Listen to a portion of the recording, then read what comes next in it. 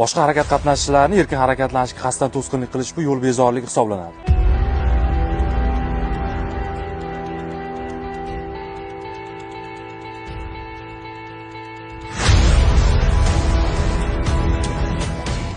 Buni bilmasdim. Yay xodimlari kelib tushuntirishlari olib borgandan keyin hammasini bildim. Qoidabuzarligim bo'yicha qonuniy chora ko'rildi. Boshqa haydovchilarga yo'l qoidalariga amal qilib yurishini maslahat beraman. Oqibatlari yaxshilikka olib kelmasligini men bugun bilib oldim. Mazkur holat yuzasidan haydovchiga nisbatan ma'muriy javobgarlik to'g'risidagi kodeksning 128.10 moddasi 1-qismiga asosan ma'muriy bayonnoma rasmiylashtirilib, transport vositasi vaqtinchalik saqlab turish uchun jarima maydoniga joylashtirish ta'minlandi hamda to'plangan hujjatlar Mirzobod tumani sudiga yuborilmoqda. Eslatib o'tamiz, bu turdagi qoidabuzarlikni sodir etganligi uchun transport vositasi boshqarish huquqidan 1 yildan 2 yilgacha bo'lgan muddatga mahrum qilib, bazaviy hisoblash miqdorining 25 baravar miqdorida jarima solishga sabab bo'ladi.